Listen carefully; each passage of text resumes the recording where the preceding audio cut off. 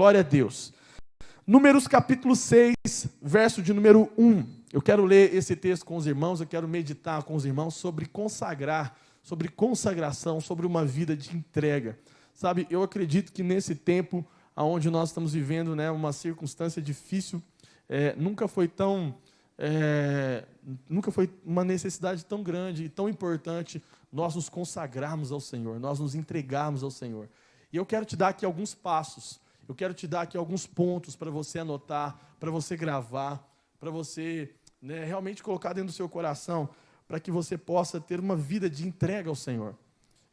Eu quero ler número 6, verso 1, a Bíblia fala o seguinte, Números capítulo 6, versículo 1. O Senhor disse ainda a Moisés, diga o seguinte aos israelitas, se um homem ou uma mulher fizer um voto especial, um voto de separação para o Senhor como nazireu, terá que se abster de vinho e de outras bebidas fermentadas, e não poderá beber vinagre, feito de vinho ou de outra bebida fermentada.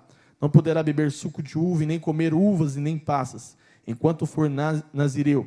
Não poderá comer nada que venha da videira, e nem mesmo as sementes ou as cascas. Durante todo o período de seu voto de separação, nenhuma lâmina será usada em sua cabeça, até que termine o período de sua separação para o Senhor. E ele estará consagrado e deixará crescer o cabelo da sua cabeça. Durante todo o período de sua separação para o Senhor, não poderá aproximar-se de um cadáver. Mesmo que seu próprio pai, ou mãe, ou irmã, ou irmão morra, ele não poderá tornar-se impuro por causa deles, pois traz sobre a cabeça o símbolo de sua separação para Deus. Durante todo o período de sua separação, estará consagrado ao Senhor. Fala comigo assim, consagrado ao Senhor. O que é isso, consagrado ao Senhor? É muito importante nós entendermos o sentido da palavra consagração. A gente fala tanto isso, consagrar, precisamos consagrar, vamos fazer uma consagração, consagre-se ao Senhor, mas o que é consagrar ao Senhor? A palavra consagrar, ela significa se separar, separar algo, separar alguma coisa de um meio, amém? Separar alguma coisa de um meio, de uma forma. Eu gosto de usar isso, às vezes, para uma comparação no meio esportivo, no futebol. A gente fala que existe o jogador consagrado. Fulano se consagrou no futebol. O que é ser consagrado? Sabe, se a gente olhar para o meio esportivo, no tocante ao futebol, a gente vê um monte de criança que ela cresce dentro ali das categorias de base de um clube, e ela começa a jogar ali no juvenil, ali, com as crianças, e vai crescendo, e vai subindo de categoria. E ela, como toda criança, tem um sonho de passar por um profissional e ser reconhecido como um grande jogador de futebol. E essa criança vai crescendo. E muitos se tornam profissionais. Muitos não, mas muitos se tornam também. E elas jogam e dão a vida para serem grandes jogadores. Mas talvez não se tornam jogadores consagrados. Tem muitos bons jogadores, mas poucos jogadores consagrados. E o que faz de um jogador ser um jogador consagrado? O que faz um jogador ser um jogador consagrado é ele ter uma grande importância em algum determinado momento de um clube ou da sua carreira de jogador de futebol. Por exemplo, se um camarada é um bom jogador e ele está ali na final da Copa, né, do Mundo, e o jogo está 1-1, e aos 47 do segundo tempo, ele marca o último gol, virando a partida, dando a vitória para o seu clube, para a sua seleção. O que esse cara acabou de ser? Consagrado. Sim ou não? Os jornais vão dizer, fulano se consagrou. Por que ele se consagrou? Porque do meio de um monte de gente igual, ele foi separado. Ele foi separado porque ele se destacou. E ele se destacou porque, pode ter certeza, ele fez alguma coisa que o fez melhor do que os outros. Vocês estão entendendo? Que o fez de alguma forma superior. E quando a palavra do Senhor fala sobre consagrar, a palavra consagrar é se separar do meio do normal. Se separar no meio do comum. Sabe, irmãos, nós estamos vivendo uma geração de gente comum.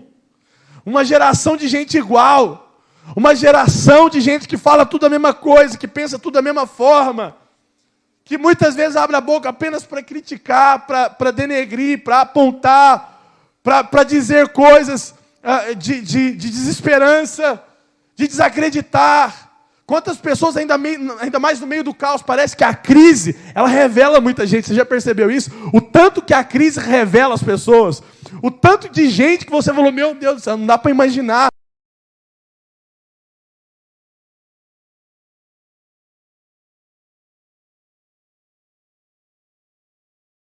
Meu Deus, esse cara era crente mesmo. Essa pessoa realmente servia a Deus. Era essa pessoa que estava lá na igreja levantando a mão e adorando Jesus e falando que ama Jesus, que crê em Jesus.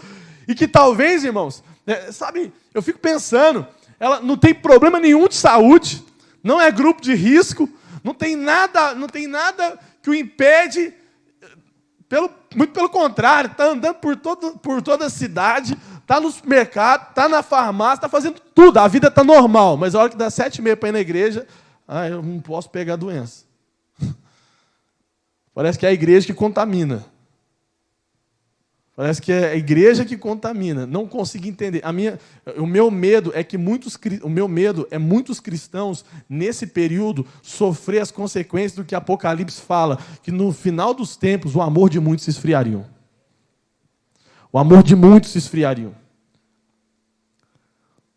Eu não estou pregando aglomeração de gente, mas era para ter muito mais gente aqui. Era para ter muito mais pessoas aqui que podem estar aqui e que estão num monte de outros lugares e que, eu não sei, por algum motivo de relaxo espiritual, estão nas suas casas.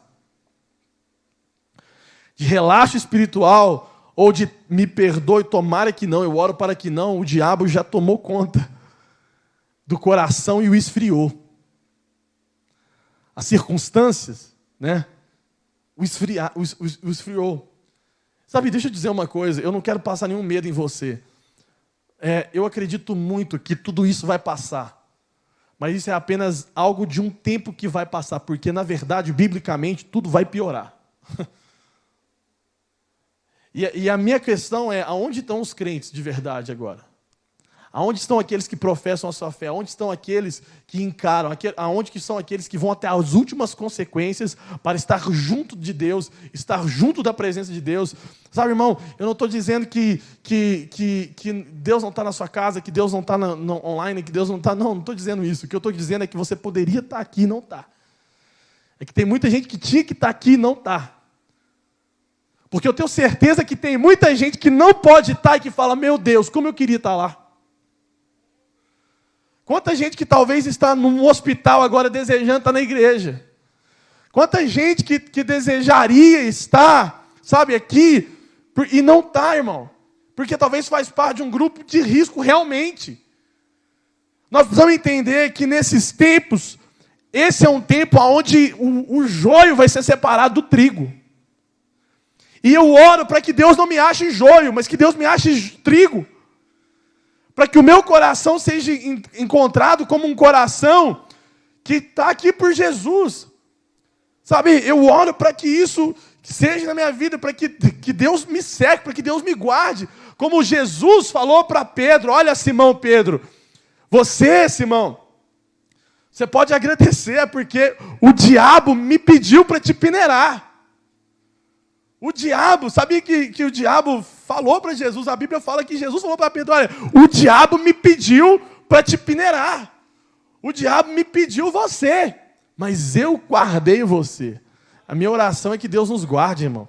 Porque eu tenho certeza que no tempo de crise, nesse momento, é onde o diabo vai em acesso para peneirar muita gente, para falar, eu quero ver se esse cara é crente mesmo, eu quero ver se fulano é fiel mesmo. Sabe, nós vamos entender, nós vamos parar desse relaxo espiritual, dessa ilusão espiritual, e entender que talvez nós estamos vivendo tempos de Jó. Nós estamos vivendo tempos de Jó.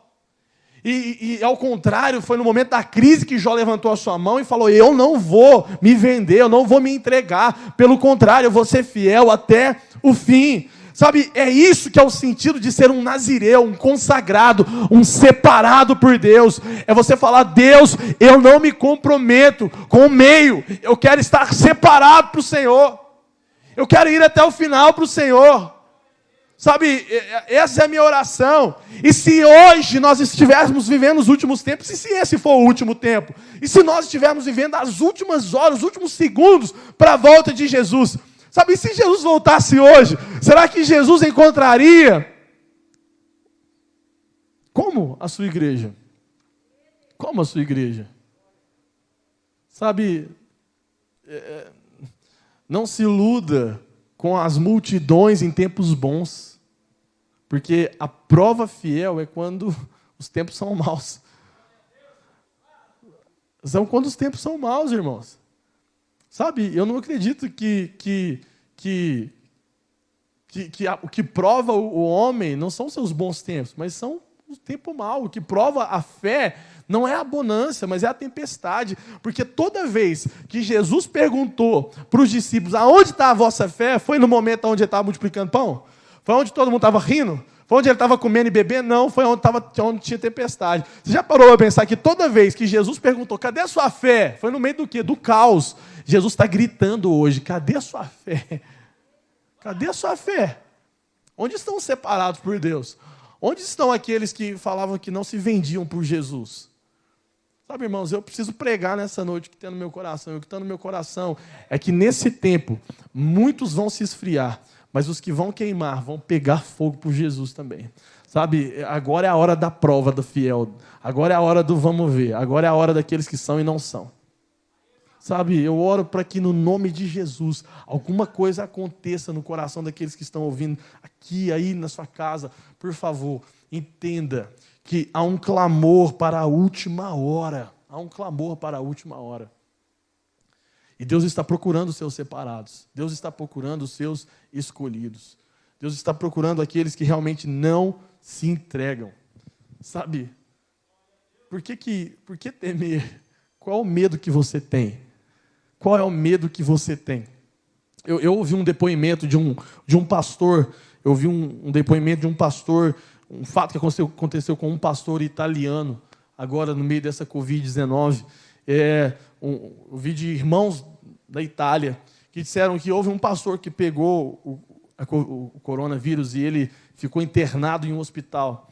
E aquele pastor, ele levantava com toda a sua debilidade em respirar, porque já era idoso, ele estava com muita dificuldade de respirar e ele pregava nos leitos. Ele falava do amor de Jesus nos leitos, até o último momento que ele não conseguia mais levantar. E até aquele último momento, ele falava de Jesus ali, deitado ainda para os médicos, com toda a dificuldade que ele tinha. E havia muitos médicos ateus ali. E o relato veio dos médicos, que a partir daquele momento, eles começaram a crer em Jesus. Eles eram ateus, agnósticos.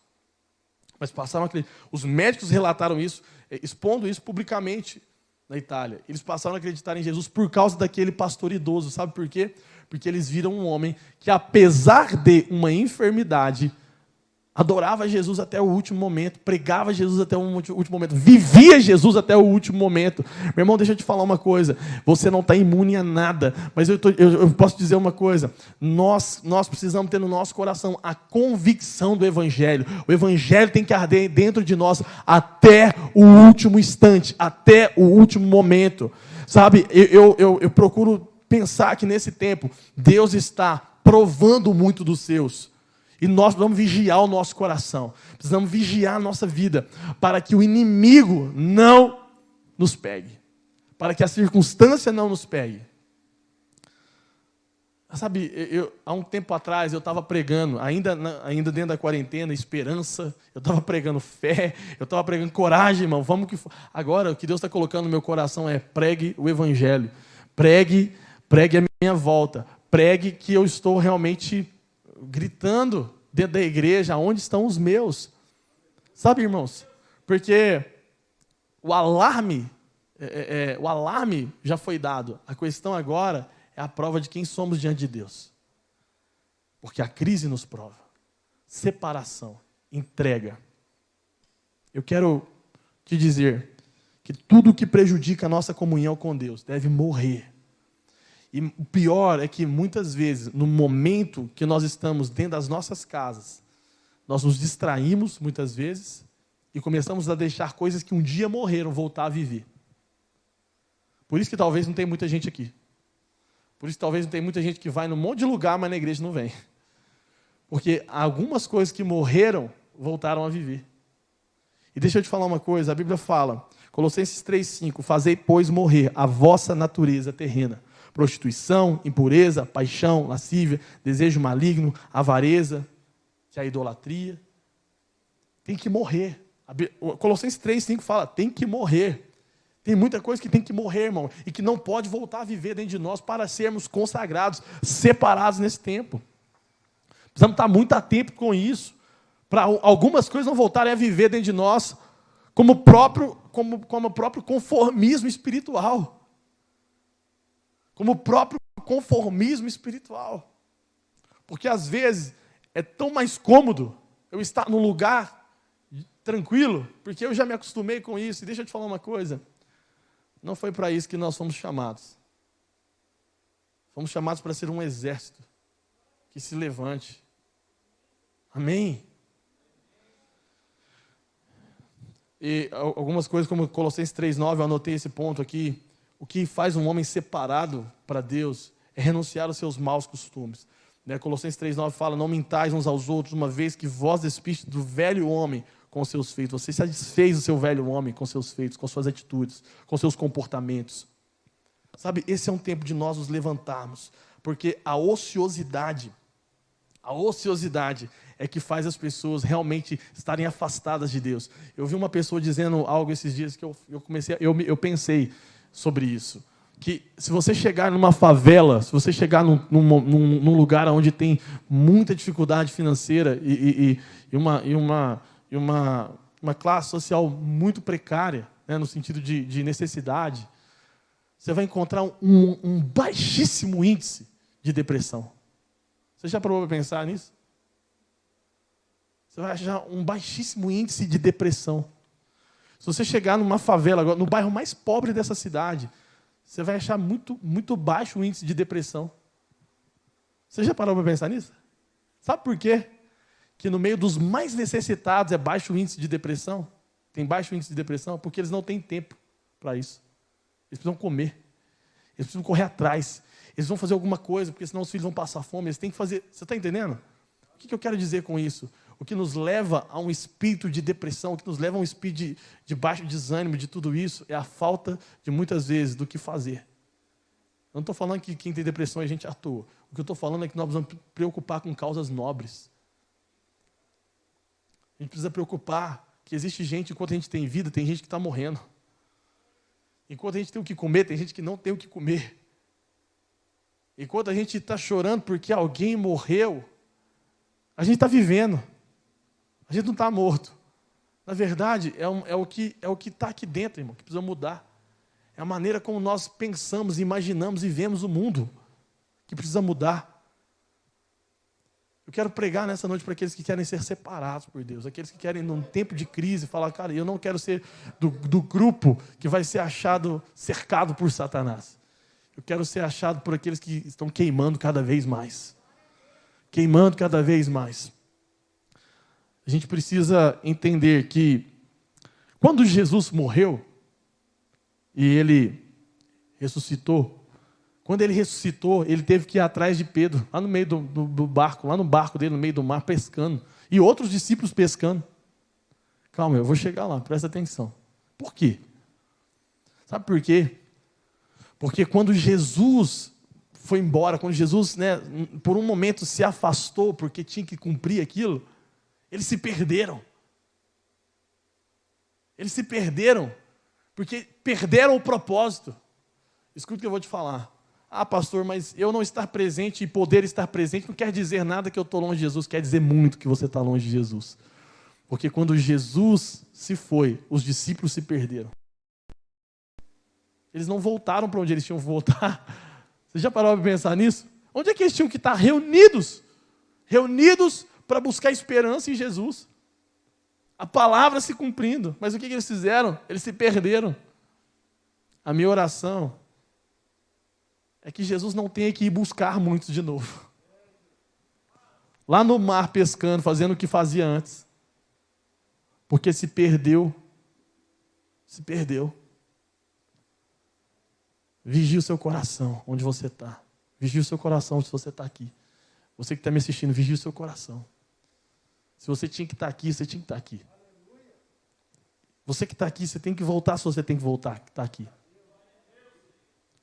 Até que não tenha mais jeito, irmão. Ah, não tem jeito, então não tem jeito. Mas se tem, eu tenho que arrumar um jeito. A não ser que você não pode. Realmente. Vigie o seu coração. Tem muita gente em outras cidades que nem podem fazer o que a gente está fazendo aqui. E estão chorando por isso, porque não podem. Vigie o seu coração, para que Jesus não tenha que buscar você pescando por aí, como teve que buscar os discípulos. Vamos orar nesse momento? Eu quero orar pela sua vida. Eu quero orar por você. Quero orar por mim, para que Deus guarde o meu coração. Para que Deus guarde o meu coração, para que Deus guarde a minha mente nesse tempo, para que Deus guarde a nossa vida. Deus guarde a nossa fé. Para que Deus guarde a nossa fé.